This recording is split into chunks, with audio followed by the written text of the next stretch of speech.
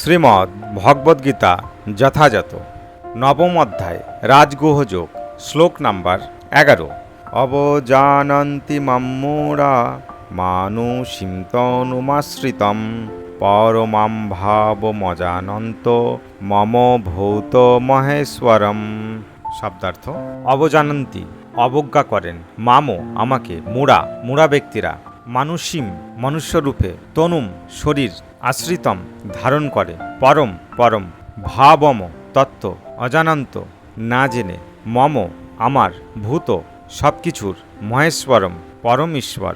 অনুবাদ: আমি যখন মনুষ্যরূপে অবতীর্ণ হই তখন মূর্খেরা আমাকে অবজ্ঞা করে। তারা আমার পরম ভাব সম্বন্ধে অবগত নয় এবং তারা আমাকে সর্বভূতের মহেশ্বর বলে জানে না। তাৎপর্য: এই অধ্যায়ের পূর্ববর্তী শ্লোকগুলির ব্যাখ্যা থেকে স্পষ্টভাবে উপলব্ধি করা যায় যে নররূপে অবতরণ করলেও পরম পুরুষোত্তম ভগবান সাধারণ মানুষ নন, সমস্ত সৃষ্টির সৃজন, পালন ও সংহারকর্তা। পরমেশ্বর ভগবান কখনোই একজন মানুষ হতে পারেন না, কিন্তু তবুও অনেক মূঢ় লোক মনে করেন যে শ্রীকৃষ্ণ হচ্ছেন শক্তিশালী মানুষ মাত্র এবং তার চেয়ে বেশি কিছু নয়। প্রকৃতপক্ষে শ্রীকৃষ্ণ হচ্ছেন আদিপুরুষ পরমেশ্বর ভগবান।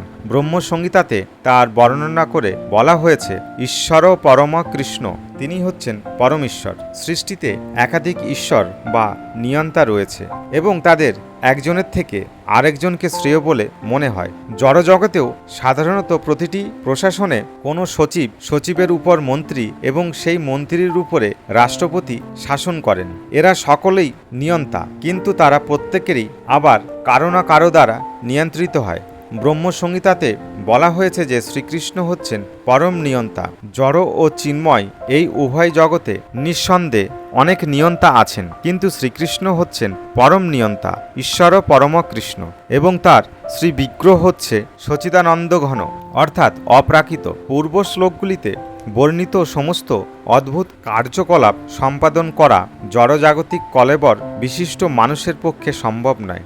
ভগবানের শ্রী সচিদানন্দময়, যদিও তিনি একজন সাধারণ মানুষ নন, কিন্তু তবুও মূঢ় লোকেরা তাকে একজন সাধারণ মানুষ বলে মনে করে তাকে অবজ্ঞা করে। তবুও শ্রী বিগ্রহকে এখানে মানুষীনাম বলা হয়েছে, কারণ কুরুক্ষেত্রের যুদ্ধে তিনি একজন রাজনীতিজ্ঞ ও অর্জুনের সখারূপে মানুষের মতো লীলা করেছিলেন। বিভিন্নভাবে তিনি একজন সাধারণ মানুষের মতো লীলা করলেও তার রূপ হচ্ছে সচিদানন্দ বিগ্রহ এবং শাশ্বত আনন্দ এবং জ্ঞানে পরিপূর্ণ। বৈদিক শাস্ত্রেও সেই কথা প্রতিপন্ন করা হয়েছে। সচিদানন্দরূপায় কৃষ্ণায়, আমি পরম পুরুষোত্তম ভগবান শ্রীকৃষ্ণের চরণে প্রণীত জানাই, যার রূপ সচিদানন্দময়। গোপাল তপনী উপনিষদের প্রথম অধ্যায়ের প্রথম শ্লোকে এই কথাটি বলা হয়েছে। বৈদিক শাস্ত্রে আরও অনেক বিবরণ আছে। তমেকম গোবিন্দনম, তুমি হচ্ছ ইন্দ্রসমূহের ও গাভীদের আনন্দ বর্ধনকারী গোবিন্দ সচিদানন্দময় বিগ্রহম, আর তোমার রূপ হচ্ছে শাশ্বত, জ্ঞানময় ও আনন্দময়।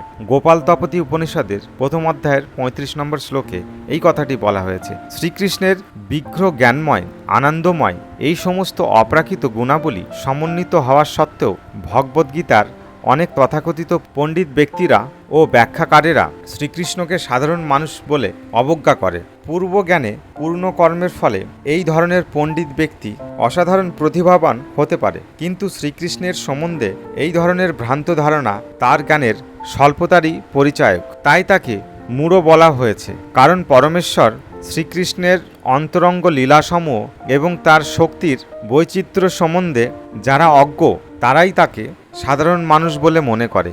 এই ধরনের মূঢ় লোকেরা জানে না যে শ্রীকৃষ্ণের বিগ্রহ পূর্ণ জ্ঞান ও আনন্দের প্রতীক। তিনিই হচ্ছেন সমস্ত সৃষ্টির অধীশ্বর এবং তিনি যে কোনো জীবকে জড়জগতের বন্ধন থেকে মুক্ত করতে পারেন। শ্রীকৃষ্ণের এই সমস্ত অপ্রাকৃত গুণসমূহের কথা না জানার ফলে এই ধরনের মূঢ় লোকেরা তাকে উপহাস করে। এই সমস্ত মূঢ় লোকেরা এটিও জানে না যে এই জড়জগতে পরম পুরুষোত্তম ভগবানের অবতরণ হচ্ছে তার অন্তরঙ্গ শক্তির একটি প্রকাশ। তিনি হচ্ছেন মায়া শক্তির অধীশ্বর। যে কথা পূর্বে কয়েকবার উল্লেখ করা হয়েছে, মম মায়া দূরত্বায়া, সেই অনুযায়ী তিনি ঘোষণা করেছেন যে অতি প্রবল মায়াশক্তি সর্বতোভাবে তার অধীন। তাই তার চরণারবিন্দে শরণাগত হওয়ার ফলে যে কোনো জীব এই মায়ার নিয়ন্ত্রণ সম্পূর্ণভাবে মুক্ত হতে পারে। শ্রীকৃষ্ণের শরণাগত হওয়ার ফলে যদি বদ্ধজীব মায়াশক্তির প্রভাব থেকে মুক্ত হতে পারে, তাহলে সমগ্র বিশ্ব ব্রহ্মাণ্ডের সৃজন, পালন ও সংহারের পরিচালক স্বয়ং সেই পরমেশ্বর ভগবান কি করে আমাদের মতো জড়দেহধারী হতে পারেন? অতএব শ্রীকৃষ্ণ সম্বন্ধে এই প্রকার ধারণা সম্পূর্ণ মূঢ়তাপূর্ণ। মূর্খেরা এটি হৃদয়ঙ্গম করতে পারে না যে সাধারণ মানুষের রূপ বিশিষ্ট পরমেশ্বর ভগবান শ্রীকৃষ্ণ ক্ষুদ্রাতি ক্ষুদ্র অণু থেকেও শুরু থেকে বিরাট বিশ্বরূপ পর্যন্ত সবকিছুরই নিয়ন্তা হতে পারেন। বৃহত্তম ও ক্ষুদ্রতম তাদের ধারণার অতীত, তাই তারা কল্পনা করতে পারেন না যে তার নরাকার শ্রীবিগ্রহ কিভাবে একসঙ্গে অসীম ও অতি ক্ষুদ্রকে নিয়ন্ত্রিত করতে পারেন। বস্তুতপক্ষে ভগবান এই অসীম ও সসীমকে নিয়ন্ত্রণ করা সত্ত্বেও তিনি এই সৃষ্টির অভিপ্রকাশ থেকে সম্পূর্ণ স্বতন্ত্র হয়ে থাকেন।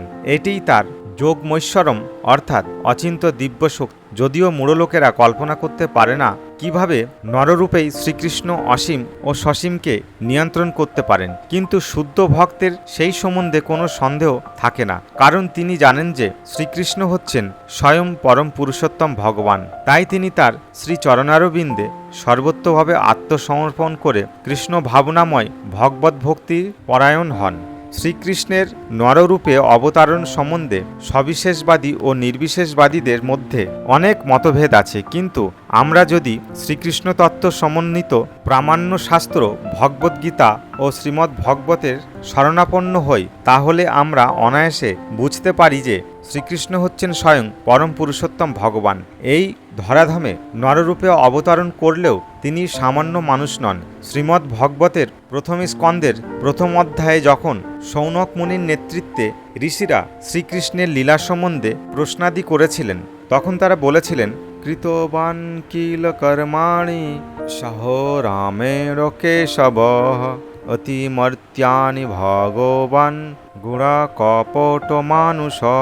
পরম পুরুষোত্তম ভগবান শ্রীকৃষ্ণ তার ভ্রাতা বলরামের সঙ্গে মনুষ্যরূপে লীলাবিলাস করেছেন এবং এভাবেই তিনি স্বরূপ গোপন রেখে তিনি বহু অলৌকিক কার্যকলাপ সম্পাদন করেছেন।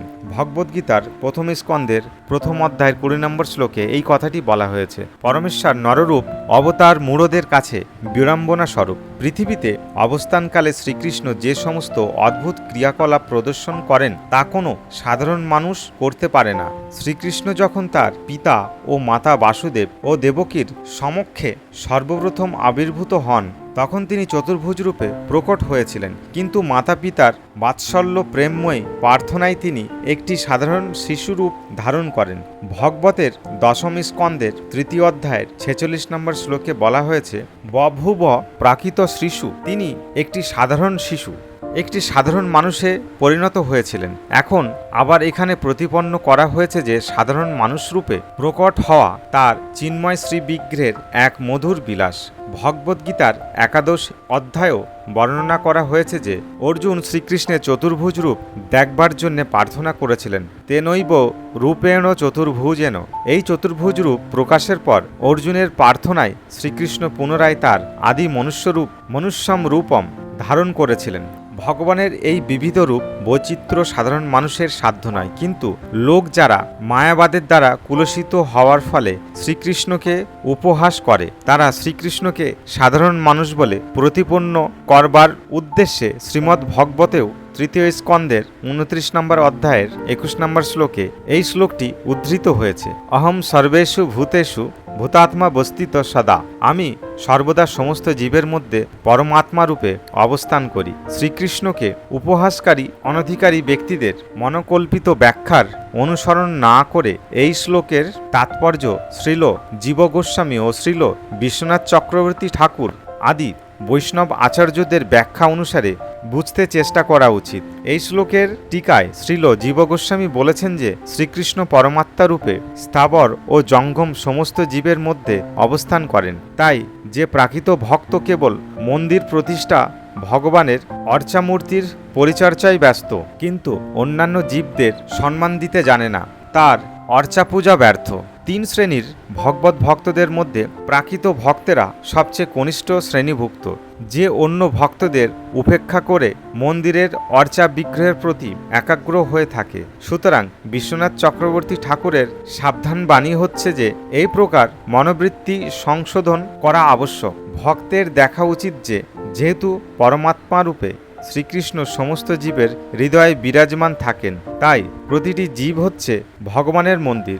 ভগবানের মন্দিরকে যেভাবে অভিবাদন করা হয় তেমনি পরমাত্মার মন্দির স্বরূপ প্রতিটি প্রাণীকে যথোচিত সম্মান করা উচিত। প্রত্যেকেরই যথোচিত শ্রদ্ধা জানানো উচিত এবং কখনোই কাউকে অবহেলা করা উচিত নয়। অনেক নির্বিশেষবাদী আছে যারা মন্দিরের ভগবানের শ্রী বিগ্রহের অর্চনা করাকে উপহাস করে। তারা তর্ক করে যে ঈশ্বর সর্বব্যাপক, অতএব মন্দিরে পূজা করে তাকে সীমিত করা হবে কেন? কিন্তু ভগবান যদি সর্বব্যাপক হন তাহলে কি তিনি মন্দিরে অথবা অর্চা বিগ্রহে নেই? সবিশেষবাদী ও নির্বিশেষবাদীরা যদিও এভাবেই আবহমান কাল তর্ক করে থাকে, কিন্তু কৃষ্ণ ভাবনাময় শুদ্ধ ভক্ত যথার্থই জানেন যে ভগবান শ্রীকৃষ্ণ পরম পুরুষোত্তম হলেও তিনি সর্বব্যাপক। ব্রহ্মসংহিতাতেও সেই কথা প্রতিপন্ন করা হয়েছে। তার পরম ধাম গোলক বৃন্দাবনে তিনি বিরাজমান হওয়া সত্ত্বেও তিনি তার বিবিধ শক্তির প্রভাবে এবং তার অংশকলার প্রকাশের মাধ্যমে প্রাকৃত ও